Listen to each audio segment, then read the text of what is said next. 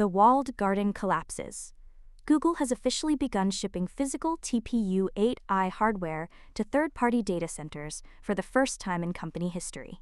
This move ends a decade of total exclusivity, where the tensor processing unit was a ghost in the machine, accessible only through Google's own cloud. By handing over the physical silicon to rivals like Meta and Anthropic, Google is trading its most effective software moat for a seat at the hardware table. For 10 years, the TPU was a secret weapon used to make Gemini and Search cheaper to run than any competitor. Now it is becoming a commercial commodity. This shift signals that Google no longer believes its software can win the AI war alone, leading to a massive internal hardware reorganization. The billion-dollar moat. Before this pivot, the TPU was the ultimate architectural advantage. While the rest of the industry spent billions on NVIDIA's generic GPUs, Google owned the only custom silicon specifically optimized for the transformer models that run the modern world. This vertical integration meant Google could serve AI search results at a fraction of the cost paid by OpenAI. If you wanted that efficiency, you had to stay inside the Google ecosystem. But as of May 2026, the arithmetic has changed. With external shipments projected to hit over 4 million units this year, the crown jewel is being auctioned off to the highest bidder.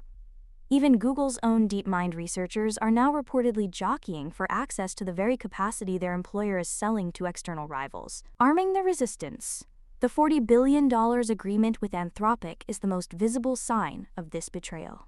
Google is providing up to 1 million seventh-generation chips to a company that is actively competing for the future of agentic intelligence. This is more than a cloud deal. It is a long-term commitment to power the hardware infrastructure of a direct rival. By doing so, Google creates a new revenue stream that could eventually rival their search ads business, but it comes at the cost of their own product differentiation.